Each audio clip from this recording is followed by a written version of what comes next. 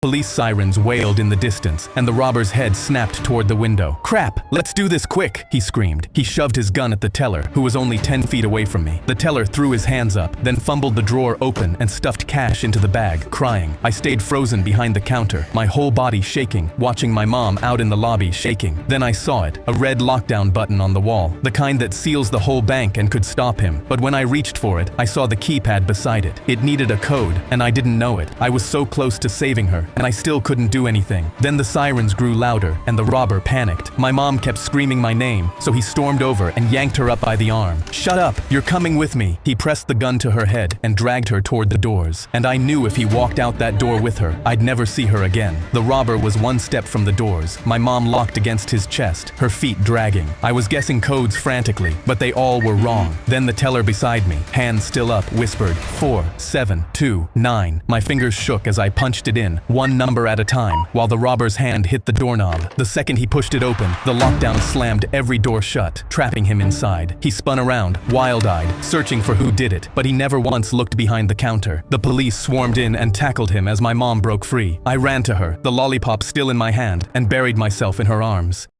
I was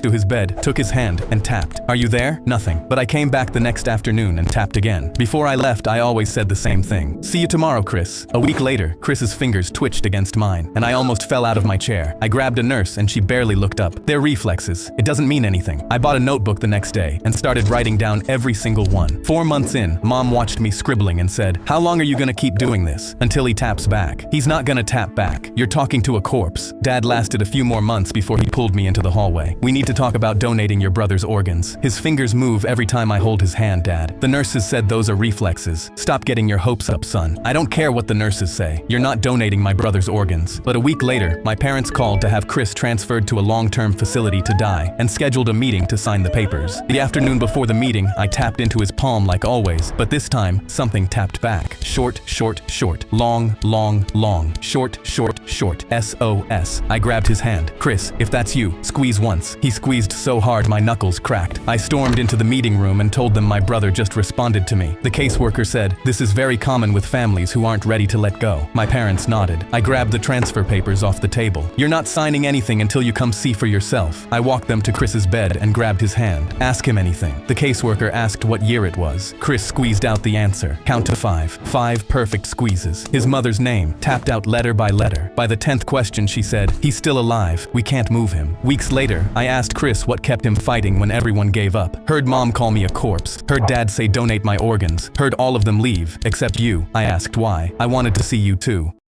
My twin brother. The flight attendant slipped me a napkin that said, "The pilot isn't who he says he is. Meet me in the back to talk." I knew she chose to tell me because of the military dog tags around my neck. I folded the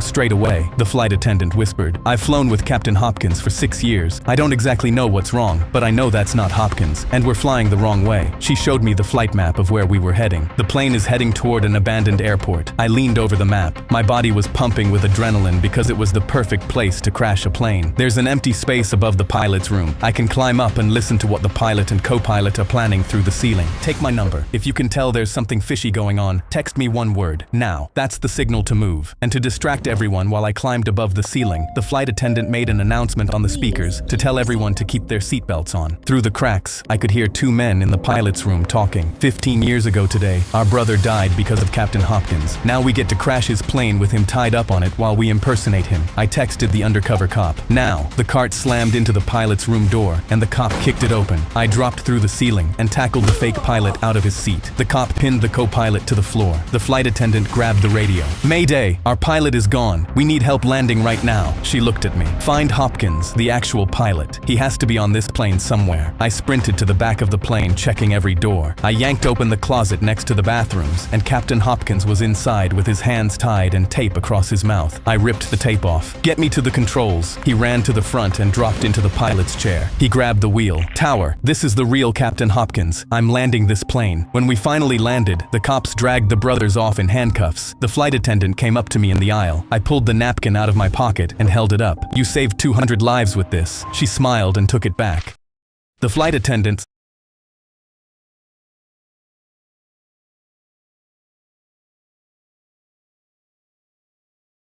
at her. Actually, sweetheart, that's not true. Blood is always red because of hemoglobin. It's just darker red in your veins. Her face scrunched up, but Mrs. Miller showed us a whole PowerPoint about it. She even had diagrams from a science book. The next morning, I packed my work scrubs in my bag. I'm an ER nurse at Mercy General, and I was working the afternoon shift anyway. I sent Mrs. Miller an email asking if I could do a quick presentation about blood for career day that afternoon. She loved the idea. When I arrived, Mrs. Miller introduced me as Riley's dad who works at the hospital. 28 kids stared up at me from their desks. I heard you guys learned that blood is blue inside your body, I said. The entire class nodded enthusiastically. Mrs. Miller beamed from her desk in the corner. I pulled out a blood collection tube from my pocket and held it up. This is what we use to draw blood at the hospital. Notice something. The tube creates a vacuum. No oxygen inside at all. I paused. When we draw blood with these, it never touches oxygen until we pop the cap off. I showed them photos on my phone of sealed blood tubes. See? Still red. Mrs. Miller's smile started fading. She shifted in her chair and cleared her throat. A boy raised his hand and pointed to their science textbook. But our textbook says it's blue. I picked up the book and checked the publication date, 1998. Medicine updates pretty fast. We used to think lots of things that turned out to be wrong. Mrs. Miller suddenly stood up from her desk, her hands gripping the edge. Well, thank you for that interesting presentation, Mr. Johnson, but we need to move on to math now. I nodded and started packing when a girl in the back raised her hand. So our textbook is wrong? The class erupted in whispers. Mrs. Miller's jaw clenched and her voice got tight. The curriculum says, actually, I interrupted, pulling up the state science standards on my phone. I walked over and turned my phone toward her. The current curriculum specifically mentions this myth as something to correct. She stared at the screen and her eyes narrowed. Her mouth pressed into a thin line and her nostrils flared.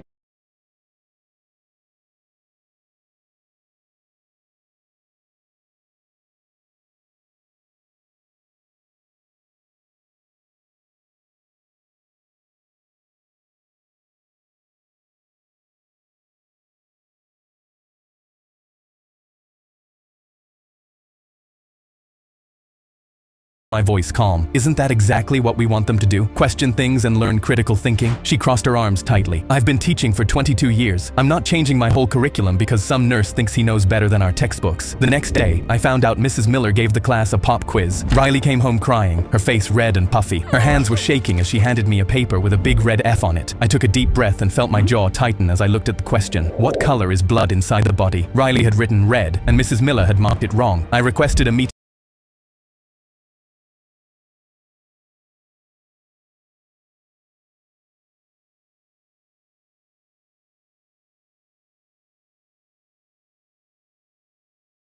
Principal Davis and brought printouts of medical textbooks, the state science standards, and Riley's quiz. The principal called in Mrs. Miller and asked her directly, "Is blood blue inside the body?" After a long pause, Mrs. Miller said, "It's what the children understand better." I leaned forward in my chair. My daughter is crying every morning before school because she's afraid of getting F's for writing down the truth. The next day, the school replaced their science books. Now whenever Riley learns something new at school, she comes home and asks me, "Dad, is this actually true, or is it just a Mrs. Miller truth?" My daughter came home crying.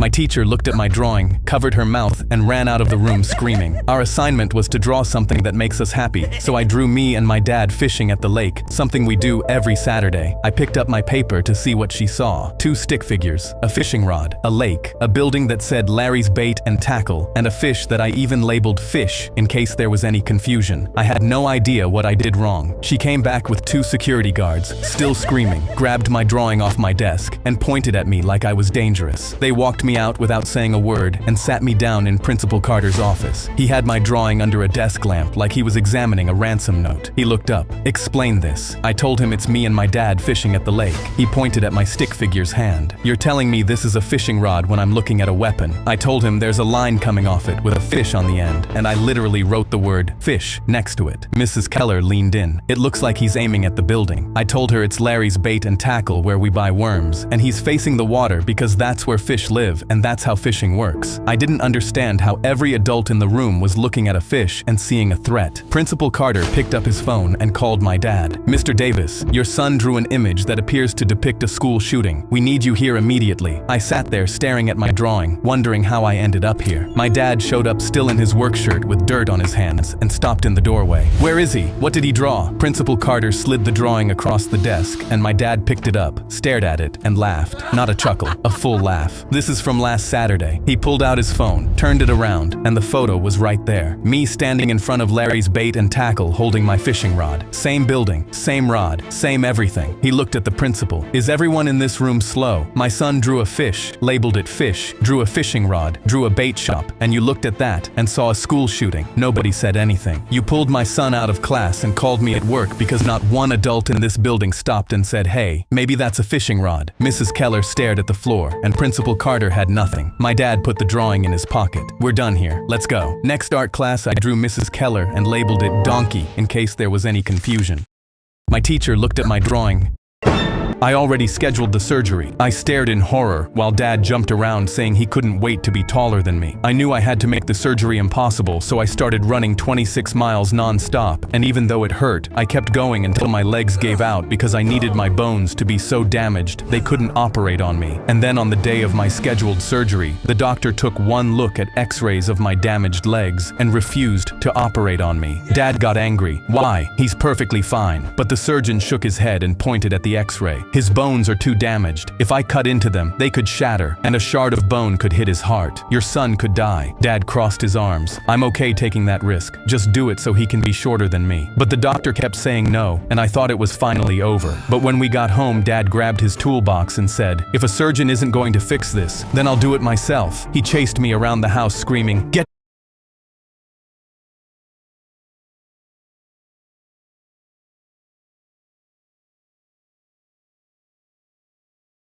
back here! You will be shorter than me!" I ran outside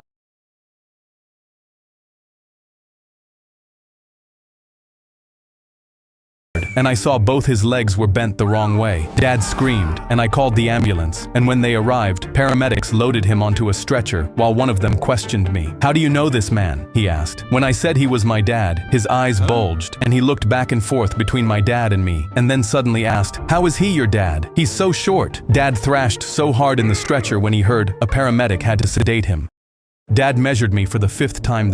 A man climbed onto our school bus with a knife, and the first thing he heard was a slow clap from the back row. Confused, he screamed at our driver, Mrs. Worley, to keep driving and not stop for anyone. A kid leaned forward. "Nice ski mask. Did you cut the holes out yourself, or did your mommy help you?" The whole bus laughed. He waved the knife around. "Shut up and no one gets hurt. Your hand is shaking so hard I can't tell if that's a threat or a dance move." He stepped toward the kid who said it, and 20 voices started talking at once. "Oh, he's walking now. Everybody watch out." He spun around trying to find who said what, but insults were coming from every direction. Bro seriously hijacked a bus with no plan, no getaway car, and a Walmart knife. This is the saddest crime I've ever seen. We wouldn't let him finish a single sentence. "Are you robbing us for money? All I have is an EBT card and a bus pass." He pointed his knife at Mrs. Worley, and the whole bus went silent. A kid stood up. "You can threaten us all you want, but if you point that thing at Mrs. Worley again, we're gonna have a real different conversation." He laughed nervously and asked what a bunch of kids were going to do about it. A girl said, "We're on the bus to the school for troubled teens. Half of us are here for assault."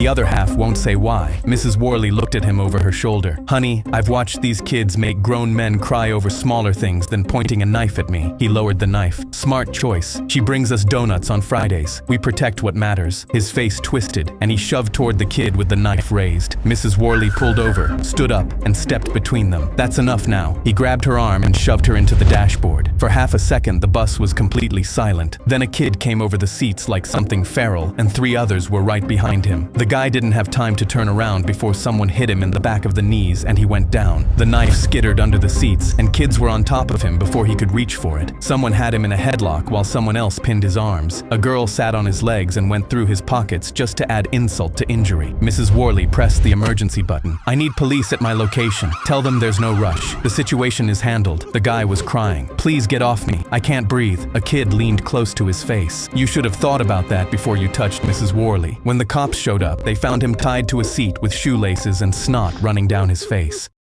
A man climbed on.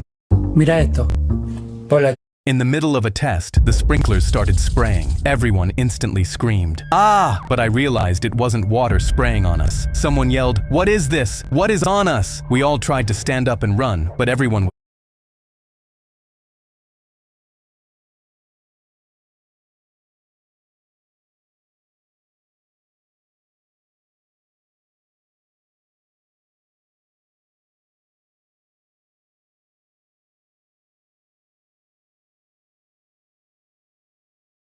I liked the smell. Oh my God, it was gasoline. Half the class rushed over to the window.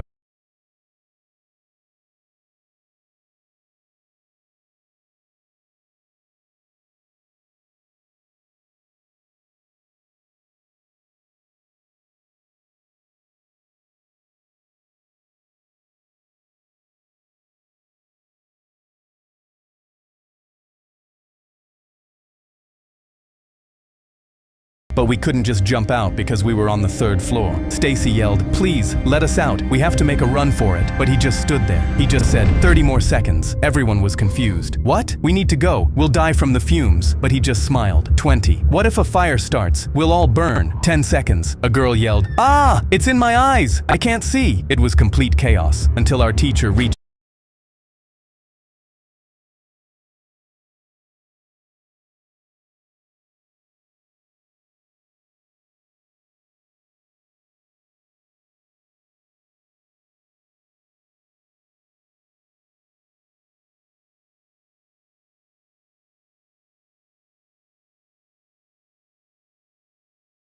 the lock. He turned it. The door clicked open, and someone walked in. "Thanks for letting me in, Dad." Stacy yelled, "Dad, you have a son!" They both turned around, locking eyes straight onto me. We all started backing up, and when I saw the guy's face, my heart sank. I recognized him. He pointed straight at me and said, You put me in jail for 5 years. Now it's finally time to get revenge." I couldn't believe my eyes. This was the same guy I had called the police on 5 years ago. He had tried to rob my grandma at gunpoint and had been waiting to get me back. We watched him pull something out of his pocket and hold it up, and we saw it was a Bic lighter. Everyone started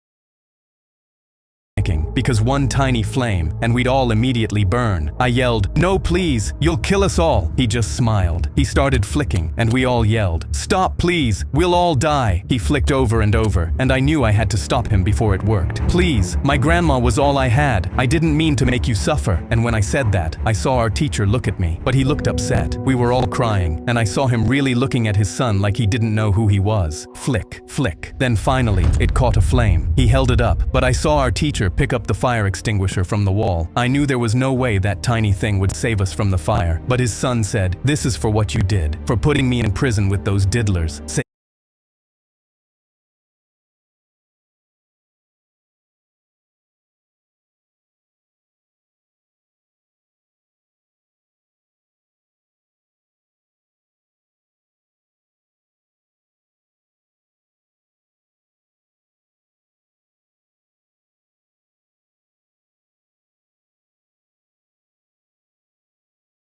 But right before he dropped the lighter, our teacher raised the fire extinguisher, and in one moment, he slammed it down on his son's head hard. His son instantly fell over, and our teacher stood there panting. He was crying. "I'm so sorry. I failed all of you. My son was a monster." The police ran in and grabbed him, and he looked at me one more time with tears in his eyes as they took him out.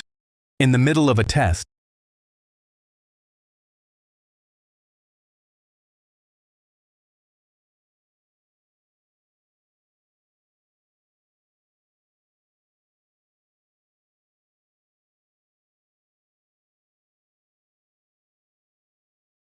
around. Everyone was holding something different. A lamp knocked over, a knife, drag marks on carpet, 30 different photos, all pieces of something horrible. Our phones buzzed again. Piece together the puzzle. You have 5 minutes. Everyone jumped up. We started comparing photos. Some had timestamps. We threw them on the floor in order. Blood, struggle, weapon, a body being dragged, a car trunk, dirt, a shovel. 3 minutes left. The photos weren't fitting right. Some inside a house, some outside. Then someone noticed the edges. They fit together like an actual puzzle. We started connecting them. Blood splatter to broken lamp, knife to drag marks. 30 photos becoming one massive crime scene. 1 minute left. Something was missing. One missing piece and the whole class fails. Everyone turns to the kid in the corner, arms crossed. I'm not playing this sick game. The whole class turned on him. Put it down. He didn't budge. 30 seconds, 20, then 10. He threw his photo down. The centerpiece, a child's bedroom, 2 bodies on the floor. The door swung open. Our teacher walked in clapping. You just solved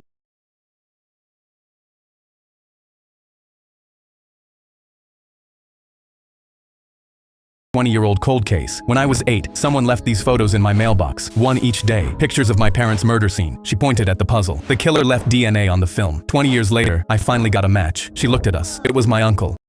I was sitting in class.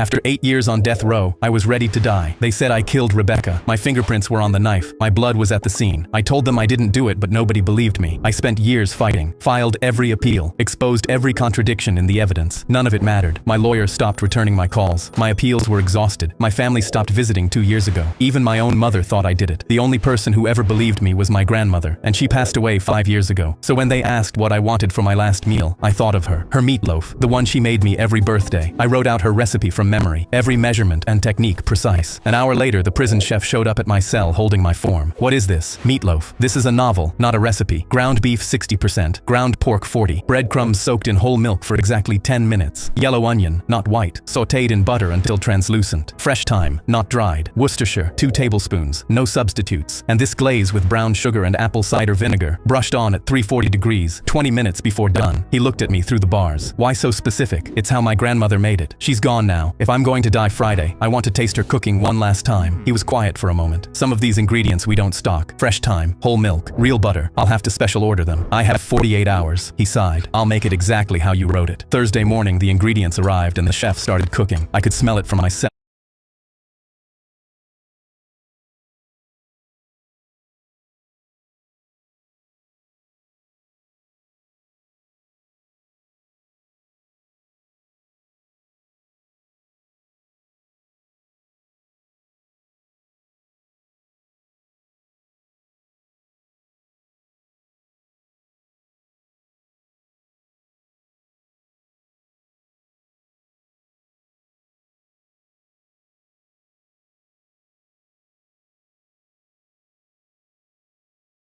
Hour later, onions sautéing in butter, Grandma's kitchen, Saturday mornings, her humming while she cooked. I sat on my bunk and cried for the first time in 8 years. Thursday afternoon, the chef ran into problems. The oven temperature wouldn't hold steady. He had to recalibrate, start over on the glaze twice. It has to be perfect, he told the warden. It's his last meal. Thursday night, I couldn't sleep. Not from fear, from the smell. The meatloaf baking through the night while I sat alone with memories of the only person who believed I was innocent. Friday, execution day, 10 a.m. and no meal yet. Noon, and the chef said the glaze wasn't right. 2 p.m. a guard brought regular prison lunch because the meatloaf still wasn't ready. 4 p.m. 2 hours left. The smell was overwhelming. Guards kept walking past the kitchen just to breathe it in. 5 p.m. the warden came to my cell. Your meal isn't ready. We're delaying the execution 2 hours. 6 p.m. came and went. The original execution time. I was still alive, waiting for meatloaf. 7:30. The chef finally appeared with a covered plate. He looked exhausted. He uncovered it, and the meatloaf looked exactly like my grandmother's. I ate slowly, savored every bite. Perfect. I finished the last bite at 7:51. 9 minutes left. The guard opened my cell. Time to go, Preston. They walked me down the hallway past other cells. Inmates were silent. They always were during execution walks. We reached the preparation room. The chaplain asked if I wanted to pray. I said no. 7:55. 5 minutes. They started walking me toward the chamber. That's when the warden's phone rang. He answered and his face changed. Stop. Everyone stop moving. What's happening? Rebecca's ex-boyfriend just confessed to her murder. You're innocent. My legs gave out. A guard caught me. The chef appeared in the hallway out of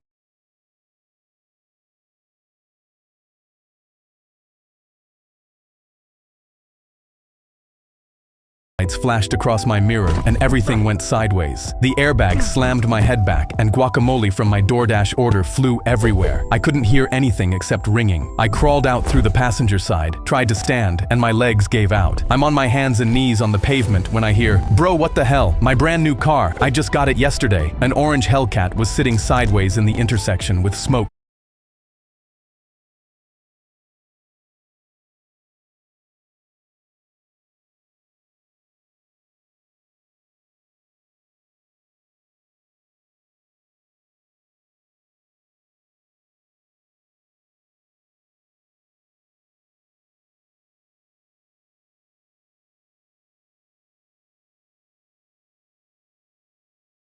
I looked at my Corolla and saw it through the cracked windshield. The dash cam I installed 6 months ago to catch DoorDash scammers. Still mounted to the dash, right where I left it. Actually, yeah, I do. He watched me crawl over to my car, reach through the broken window, and pull out the SD card. He plugged it into his laptop in the cruiser. 30 seconds of footage. My car sitting still at a red light. The Hellcat spinning out of a dealership. The kid laughing right before he slammed into me. Everything the kid told the first cop was a lie, and now we both knew it. He stepped out of the cruiser, walked straight to the kid, and got in his face. You want to tell me what really happened? The kid backed up a full step. His fake limp was gone. He looked over at me, then back at the cop standing 6 inches from his nose. You filed a false report, and that limp you walked in with healed up real quick. The kid started stammering. My dad's a lawyer. You can't just call him. You're gonna need one. He was right. I ended up settling for enough money to buy 5 Hellcats thanks to a $30 dash cam. I was stopped.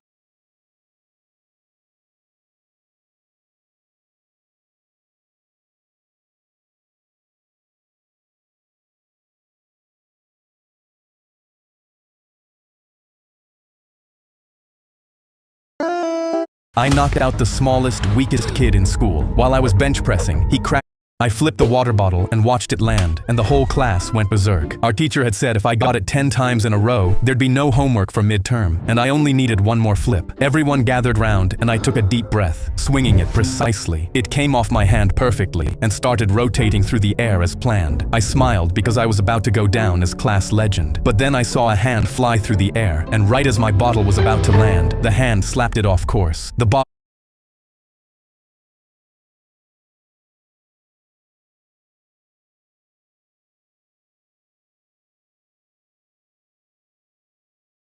flew into the wall and fell. I looked over to see who hit it and saw the teacher grinning ear to ear. Nobody cheats my class. We started protesting, but he shouted to sit down, and whoever doesn't sit in the next 5 seconds will get double the homework. He then went handing out the 5,000-word essay due in 7 days with a smile.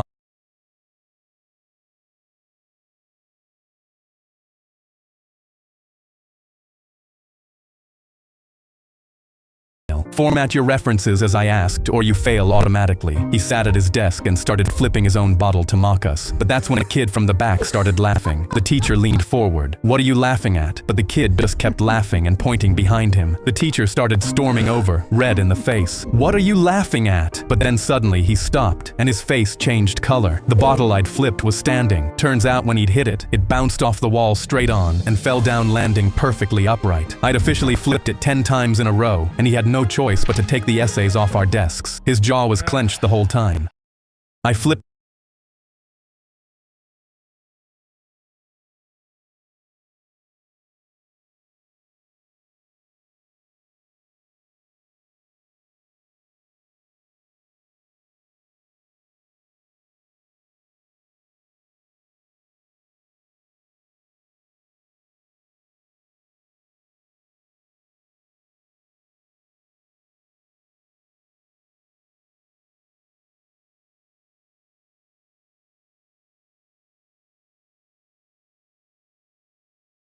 water bottle and watched it land.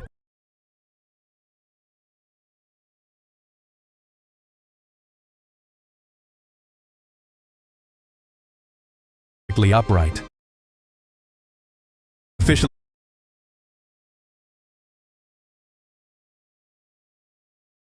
flipped it 10 times in